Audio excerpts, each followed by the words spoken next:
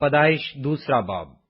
سو آسمان اور زمین اور ان کے کل لشکر کا بنانا ختم ہوا، اور خدا نے اپنے کام کو جسے وہ کرتا تھا 7ویں دن ختم کیا، اور اپنے سارے کام سے جسے وہ کر رہا تھا 7ویں دن فارغ ہوا۔ اور خدا نے 7ویں دن کو برکت دی اور اسے مقدس ٹھہرایا، کیونکہ اس میں خدا ساری کائنات سے جسے اس نے پیدا کیا اور بنایا فارغ ہوا۔ یہ ہے آسمان اور زمین کی پیدائش جب وہ خلق ہوئے، جس دن خداوند خدا نے زمین اور آسمان کو بنایا، اور زمین پر اب تک کھیت کا کوئی پودا نہ تھا، اور نہ میدان کی کوئی سبزی اب تک اگی تھی، کیونکہ خداوند خدا نے زمین پر پانی نہیں برسایا تھا، اور نہ زمین جوتنے کو کوئی انسان تھا، بلکہ زمین سے کوہر اٹھتی تھی اور تمام روئے زمین کو سیراب کرتی تھی۔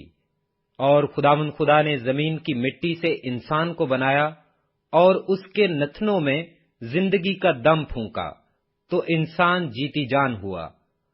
اور خداوند خدا نے مشرق کی طرف عدن میں ایک باغ لگایا اور انسان کو جسے اس نے بنایا تھا وہاں رکھا۔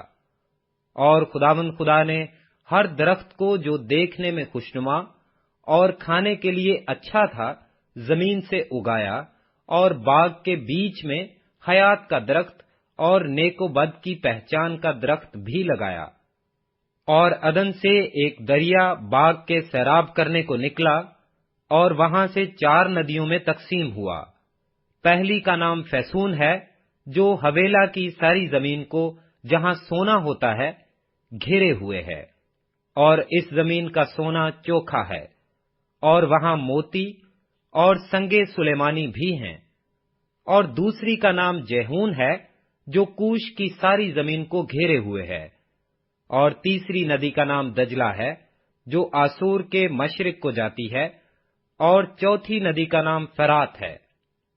اور خداوند خدا نے آدم کو لے کر باغ عدن میں رکھا کہ اس کی باغبانی اور نگہبانی کرے۔ اور خداوند خدا نے آدم کو حکم دیا اور کہا کہ تو باغ کے ہر درخت کا پھل بے روک ٹوک کھا سکتا ہے، لیکن نیک و بد کی پہچان کے درخت کا کبھی نہ کھانا، کیونکہ جس روز تو نے اس میں سے کھایا تو مرا۔ اور خداوند خدا نے کہا کہ آدم کا اکیلا رہنا اچھا نہیں، میں اس کے لیے ایک مددگار اس کی مانند بناؤں گا۔ اور خداوند خدا نے کل دشتی جانور اور ہوا کے کل پرندے مٹی سے بنائے، اور ان کو آدم کے پاس لایا کہ دیکھے کہ وہ ان کے کیا نام رکھتا ہے۔